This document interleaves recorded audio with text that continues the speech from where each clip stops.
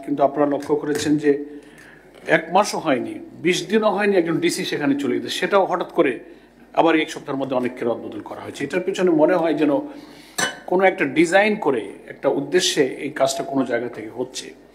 তো after declaration of schedule আমরা যেটা জানি, ইলেকশন কমিশনের আওতায় আসবে অনেক এখতিয়ার এবং দায়িত্ব, প্রশাসনের রদবদল ইত্যাদি।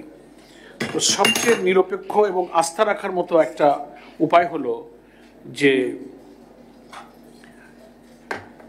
লটারির মাধ্যমে ট্রান্সফার করে দেওয়া, যার যেখানে তকদিরে আছে সে চলে যাবে, এটা নিয়ে কোনো কোশ্চেন থাকে না। কিন্তু আমরা যখন এটা কথা আমরা মাননীয় প্রধান উপদেষ্টার সাথে এই বিষয়ে কথা বলেছিলাম যে আপনারা এরকম করেন, কোশ্চেন থাকবে না।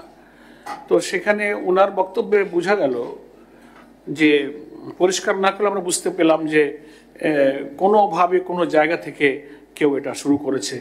সেটা কি কোনো প্ল্যান কেউ করছেন, কেউ জানছেন কি জানছেন না, একেবারে কিছুটা অস্পষ্ট কথা ওনার থেকে বোঝা যায়। তো আমরা তো আর নির্বাচন কমিশনই হচ্ছে নির্বাচনকে সুষ্ঠু নিরপেক্ষ করবার জন্য তফসিল ঘোষণার পর আমাদের একমাত্র আস্থার জায়গা।